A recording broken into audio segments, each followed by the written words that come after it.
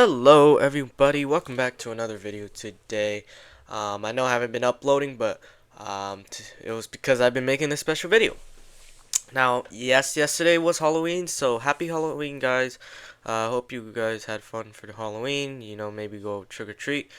Pretty scary, but you know what else is scary? The problem of the Criterion.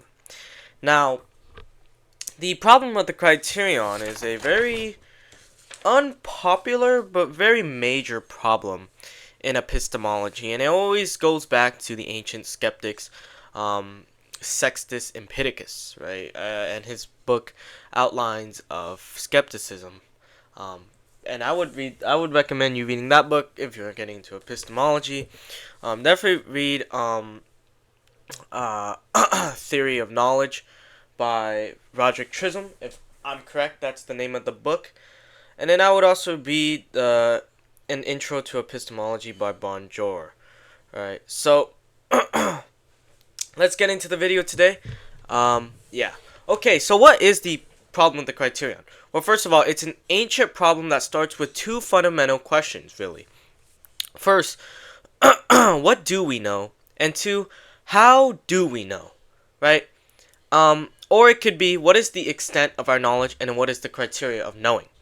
This looks easy, right? Absolutely not. It is not an easy problem.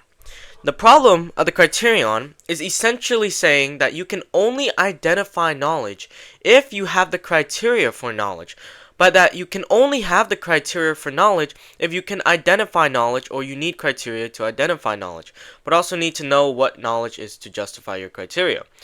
So basically all it is, if we say, what do you know and how you know? In order for me to answer what you know, it presupposes how you know, right? So for example, if I know something, I must have an epistemic criteria for it. But in order for you to have an epistemic criteria, you must know it. And that is, it creates a literal, circular paradox, kind of. But this is the big thing about the problem of the Criterion. It exposes the circularity of epistemic systems, and it's a major problem in epistemology. So to know, you must have a criteria, but to have a criteria, you must know. So, like if I asked you to justify your criteria for knowledge, or ask you how you know that's true, any response is going to be circular because it assumes the initial criteria itself. And basically, that's what the circularity comes from. Is if you try to justify a criterion for knowledge, or justification using knowledge that was obtained through that same criterion, you'd end up begging the question. And begging the question is a fallacy. And this means you're assuming what you're trying to prove, which is epistemically problematic. Well, is there a way out of this problem?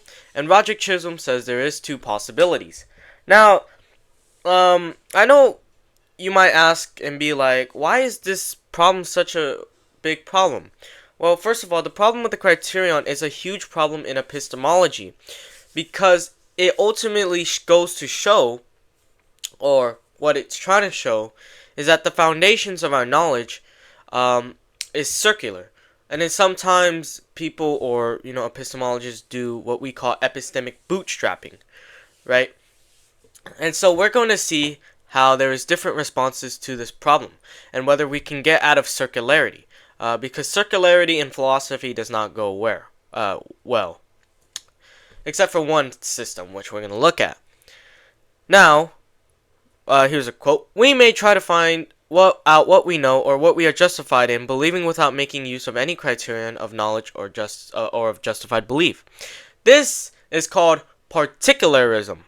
This is where we start off with particular claims, instances of knowledge that we assume to be true. But the challenge really that comes from this position is, how do we know those things are knowledge or true without having a prior criteria, a epistemic criteria to determine that? And so in particularism, we say that the beliefs are prior to the criteria. That is, the beliefs, like for example, I see red, or that God exists, is prior to my criteria to determine that. And obviously, those claims like God exists and all that might not be the particular instances you take to be true, because we're going to see in a minute certain stuff you would take to be true later on. Okay, or number two, we may try to formulate a criterion of knowledge without the skeptic's challenge appeal to any instances of knowledge or of justified belief. In the first case, we would be particularists, and in the second, generalists or methodists. Now, going back to particularism, as I've said, some certain beliefs you might take, or, hinge commitments, or actually, no, hinge epistemology is something different. Some beliefs I would probably take is that, first of all, my senses are reliable. The fact that I see red, I am conscious of my decisions. Or I could take the laws of logic, for example, the principle of non-contradiction to be true. I know these are true. I don't need a criteria for it. I just know these are true, right? Or the fact that I see a dog is true. I don't need any epistemic criteria to know the fact that I see a dog. I just know it. It's immediate, right? And so the second position is what we call Methodism. And really all this is saying is that we start with the criteria first. And so the criteria is prior to the beliefs. But really, Methodism really just lays out, okay, we start off with the criteria. We answer question 2 of the problem of the criterion. But the problem is that Methodists face the challenge of justifying the criteria itself. That is, if we ask the epistemic question, how do you know your criteria is epistemically reliable if we don't already know some truths to test them against? It also leads to an infinite regress, because if I ask you, right, how do you know your epistemic criteria is reliable? You would then have to either 1, beg the question by using the same criteria, or 2, you would have to justify it using another criteria, and that leads to ad infinitum. And so, well, as I've said, we can know things about our own beliefs. For example, I can know that I believe dogs exist. To know this, I don't need a special criteria or test that explains how someone knows what they believe. It's just known directly. And so Roderick Chisholm says that thus it seems that we begin as particularists, where we identify instances of knowing without any application of a criteria. And then Chisholm also brings up a very important figure of neo-scholasticism. His name is Desire Joseph Messier. He was a cardinal, and if you read his book Elements of Logic and his other books like A Manual on Scholastic Philosophy, those are pretty good books. And Messier says that epistemic justification. Oh, and I must also note that Roderick Chisholm actually says that. Correct me if I'm wrong, but I do believe that in somewhere in the source, he did say that Methodism and particularism, either way, they beg the question. They go circular in response to the problem with the criterion. Now, Messier says epistemic justification is objective, and it can constitute an object of justification and knowledge. It is possible to know that we know, and it is possible to be justified in believing. And so this brings up the topic of internal justification. For example, I can simply reflect and see what I'm justified in believing right now without outside tools. And justification itself can be known and examined. It's just not a private feeling. And this really goes back to the reliability of consciousness, right? And I know this is going to be a difficult topic to understand and, grasp, because I get that, right? Now, internal justification, when you simply reflect and see what you're justified in believing in, this kind of relates to the reliability of consciousness. And how do you know consciousness is reliable? So, for example, I'll just give you one instance, one response, right? The skeptic would deny it, by the way, the academic skeptic. However, if you read Coppin's brief textbook on logic, he goes into critical logic, also hence called material logic, and it goes into certainty. Well, the reliability of consciousness is already founded in in the power of our intellect to know truth. And if we deny that fundamental fact, we lead to universal skepticism. But universal skepticism is self-contradictory, which I'm going to show you an argument that's trying to show that in a minute. Right? And so, thus, we can know that we know, and we can be justified in believing that we're justified. However, the other route we can take is we can concede to skepticism. Okay, you skeptics, you're right. Okay, I doubt everything. That maybe there is no knowledge. Okay, fine, we'll accept that. But note, there is also different types of skepticism. First, sometimes also notably called the Cartesian skeptic, the academic skeptic. This type of skepticism asserts dogmatically that there is no justification for any belief and we literally have no knowledge of anything. Second, we have the Pyrrhonian skeptic, coming from Pyrrho, I'm sorry, and there's actually a funny, I believe a funny account or a story where Pyrrho was walking one day and a rock was about to fall on him and he moved out of the way. And then Pyrrho said something like, it's hard to ignore, or it's hard to get rid of human nature. And really, I'm going to show you why that's kind of significant in a way, in a matter of fact here. But basically, Pyrrhonian skepticism is the the skepticism that suspends judgment on everything, including justification and matters of knowledge. So they really don't assert or deny anything. They're kind of indifferent, okay? Basically, you could call it paralysis. And actually, there's an objection, the aproxia objection, that kind of shows it. But basically, if you want more info on Pyrrhonian skepticism, read Sextus Empiricus, and there's also a YouTuber named Cardianades back in the day when he made videos on skepticism and epistemology. I don't know if he does it now. But yeah, check out that channel and, read Sextus Empiricus. And so the Pyrrhonian skeptic is very special because he neither affirms or denies a thing. However, the academic skeptic, on the other hand, seems to be in big trouble. Seems to be self-refuting, that position. And here's the proof. Major. A theory is self-contradictory when it affirms and denies the same thing. Minor. The theory of academic skepticism affirms and denies the same thing. Therefore, academic skepticism is self-contradictory. This is a valid syllogism. I know this because it's Barbara, the first figure, okay? And so the minor can be proven by the fact that academic skepticism denies that there is any justification or knowledge or certainty while asserting that with certainty. The skeptic contradicts himself because skepticism refutes himself by asserting with certainty that nothing can be known with certainty. For now, the skeptic will contradict his own position by simply trying to explain or defend it. So for him to be consistent, he must be silent and in a state of total paralysis for the moment he speaks. He'd affirm the very certitude he denies, for he must also doubt the existence of his own doubt. However, the Pyrrhonian skeptic seems to escape our grasp, because they don't really assert anything. Damn those Pyrrhonian skeptics, huh? And so, here is what Cardinal Messier says on the issue. He says, if there is any knowledge which bears the mark of truth, if the intellect does have a way of distinguishing the true and the false, in short, if there is a criterion of truth, then this criterion should satisfy three conditions. I bolded it. It should be internal, objective, and immediate. I'm only going to read that much, because I'm not really going to go on to the other. But this is going to be a significant, because in the end, I'm going to show you one last possible response that follows up on what Messier says by another scholastic. Okay. Or another theologian, that is a Spanish one. Alright, let's see how another epistemic position responds. This one you might know commonly in epistemology because it's popular in contrast to foundationalism. Coherentism, right? Coherentism is the theory of epistemic justification, that is, quote, that implies that for a belief to be justified, it must belong to a coherent system of beliefs. So for a system of beliefs to be coherent, the beliefs that make up that system must cohere with one another.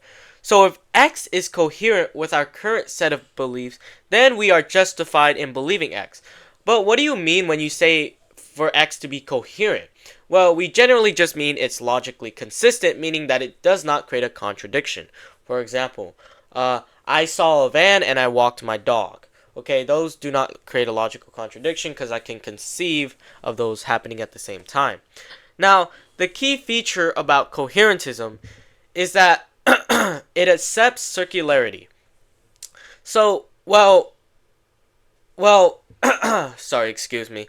And because coherentism says that beliefs are justified as long as they cohere with each other, that is, they're logically consistent, it does allow for circularity, right? Because really, it creates this whole web, and it allows for circularity in contrast to foundationalism, which, is modeled on like a building where you start off with indubitable foundational beliefs.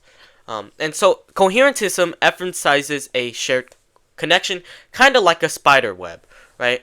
I think this goes into Quine's epistemology as well. Don't get me wrong. But so how does this answer the problem of the criterion?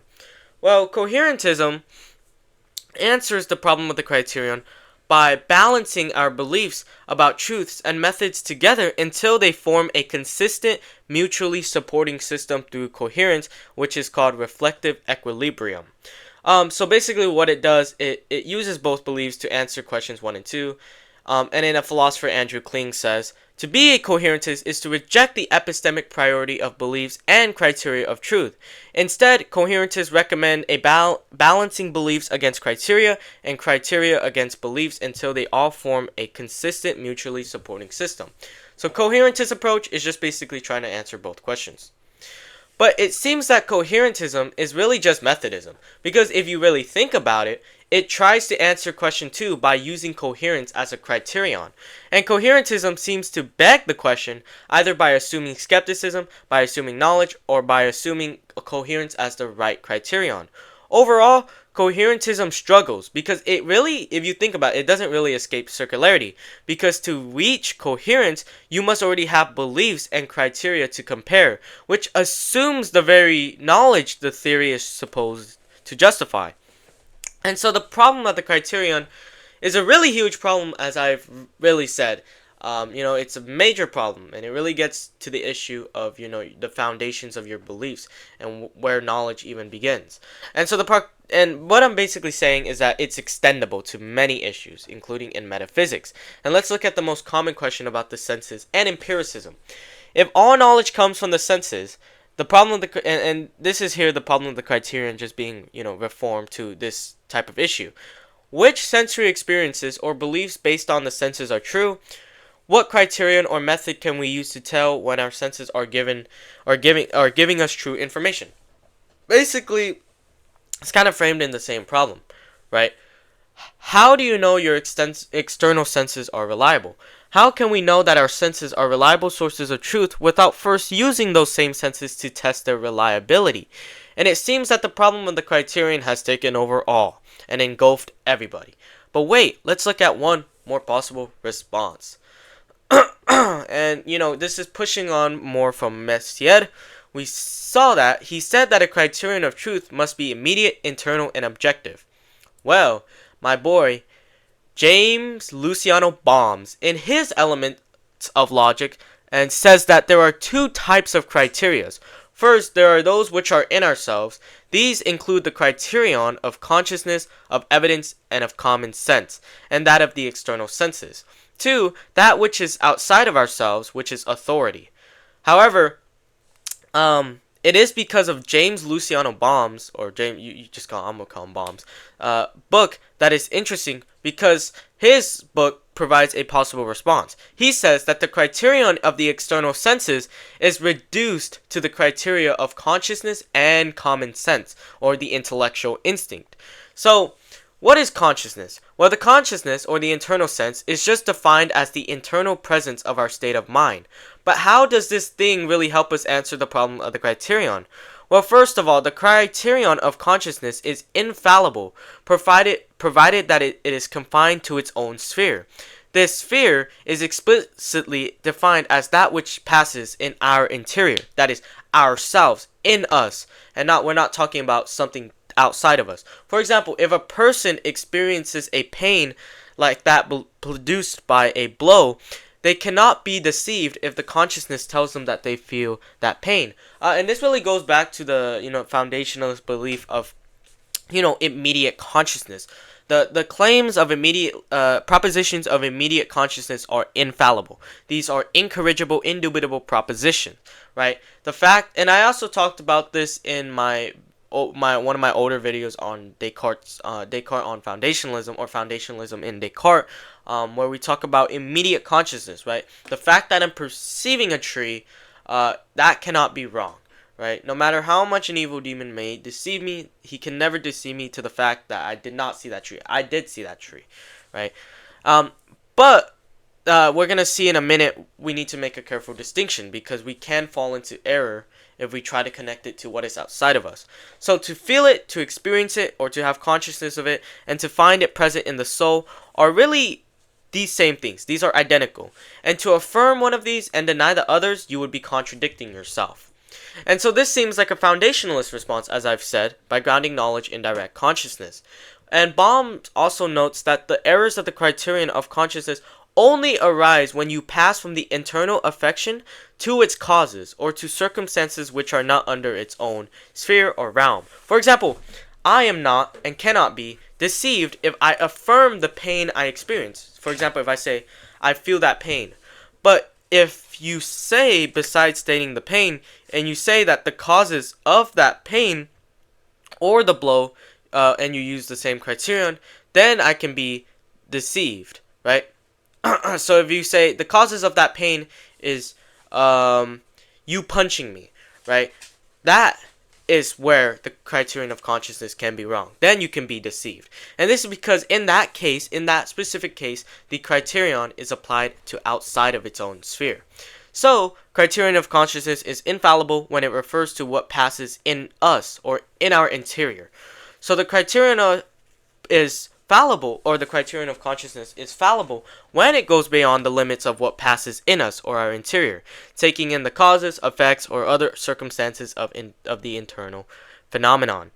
And Baum also talks about the other faculty of our inward criteria, or our inner criteria.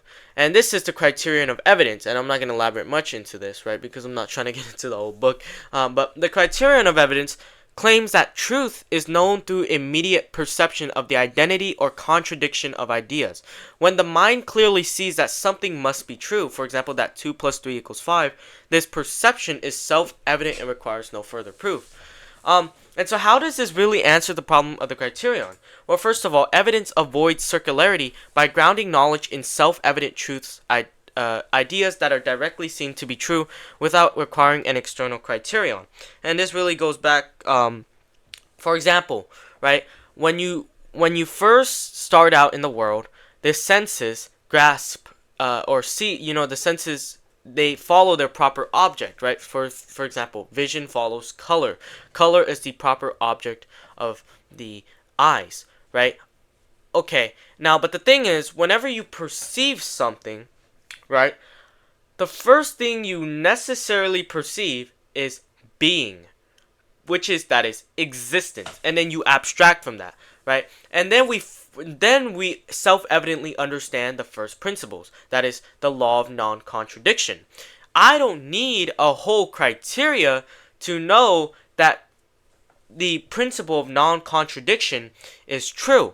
I simply grasp it, self-evidently understand it, right? Because if I recognize that there's a being, then I recognize that being is not non-being, and then I get the law of identity, right? And so this really just, avoids circularity, because we don't need an external criterion. This is what we call direct perception, or immediate evidence. For example, if I say 2 plus 3 equals 5, I don't need no criterion. I don't need to do a whole 100-page proof of mathematics to know this is true, or some epistemic criteria. I just immediately grasp it, right? We call it the exclusion of fear, right? This immediate assent to a proposition. Now, let's talk about common sense and about the external senses. The criterion of common sense is called the intellectual instinct. It is defined as the natural inclination we have to give assent to certain propositions. This assent is held neither by evidence nor by the testimony of the consciousness. For example, all men are certain that there is an external world. This does not come from the criterion of consciousness. One, because first of all, the criterion of consciousness only deals with what is in us, not with what is outside of us. Nor does evidence even tell us this. Common sense, or this intellectual instinct, which impels us in an irresistible manner to give assent to truth not attested by consciousness or evidence, is called the criterion of common sense. It is called sense because it resembles a sentiment, and it is called common because it is in fact common to all men. Now, the criterion of the senses consists of both the criterion of common sense and the criterion of consciousness, or testimony of consciousness. But how does this even, show us that the external senses are reliable and that it could tell us how things really are in of themselves? Well, first of all, through consciousness, we know our inner experiences as subjective facts, and through intellectual instinct, we naturally then assume these experiences correspond to real external objects. So, the external senses are reliable because we cannot help but trust it, right? And reason itself depends on it, making it a self-evident and necessary foundation for truth. So, and the criterion of evidence is also stated to be found in the testimony of the consciousness combined with the intellectual instinct. We believe not only that which appears to us as such, but also that they are as such as they appear to us. That is, the objects or the perceptions from our senses really match up to the external world. For example, we affirm that a circle in reality and independently of internal appearance cannot be a triangle. But the main point is that consciousness is limited to appearance. The question of why we even pass from appearance to reality, or why we confer an objective value on our ideas, or why we do not regard them as facts purely subjective, is answered by common sense. That is the intellectual instinct. It is because of this irresistible impulse for which we cannot give any reason from consciousness, evidence, or any source. It is the reason why we even place any objectivity on our ideas from experience. And so for the criterion of common sense to be infallible, these following rules must be met. And before I get into that, there's an objection that might say, well, all our knowledge from the senses, all our perceptions are subjective. And, but this objection, that is that all our perceptions from the senses are merely subjective, our own experiences. However, there you need to be careful because you need to distinguish. Perceptions are not merely subjective. And really that follows because our sensation is not, purely subjective, and it is a perception, right? I totally messed up that objection. The objection is that our sensations are subjective, and therefore we cannot infer objective reality from subjective sensation. And the response that I really wanted to get is that our sensation is not subjective or merely subjective, because it is a perception. And a perception fundamentally entails the subjective act of taking in an object. And a perception without an object perceived is just a self-contradiction. There can be no such thing as taking in of nothing. And so, furthermore, common sense, or the criterion of common sense, shows us that we invincibly judge that our perceptions are caused by objects, and that these are not just caused by, stuff in our mind. Because if it was, then we would be doing it freely. But no, we assume the existence of natural bodies, commonly through common sense, or this intellectual instinct, this irresistible impulse, right? We do it even against our will. Okay, and so the criterion for common sense to be infallible is, first, you must have irresistible assent. The inclination to the assent must be irresistible with exclusion of fear. That is, without fear, so that it cannot be shaken off even by reflection. Universal certainty. Every truth of common sense is absolutely certain for the whole human race. Test of reason. Every truth of common sense can bear the test of reason. And fourthly, great necessity. Every truth of common sense has for its object the satisfaction of some great necessity of the sensitive, intellectual, or moral life of man. And so when these are founded together, the criterion of common sense is absolutely infallible. Skeptics who really try to object to this or present an exception may then be easily refuted. So, for example, if we question the intellectual instinct itself, then all knowledge collapses. Doubting this instinct means that you're doubting the very foundation that allows us to trust reason, senses, or logic. And Baum argues that you cannot use reason to test common sense or test the instinct, because reason already presupposes. Reason already rests on common sense. to question it is already self-defeating. It's like, for example, if you use sight to show that sight is unreliable, right? Thirdly, every truth of common sense is certain for all men. To deny such is to deny what is natural and essential to the nature of man, making universal skepticism reasonable, but we have already shown a proof that refuted it or deemed it absurd, right? Ultimately, how does Bohm's argument or belief answer the problem of the criterion?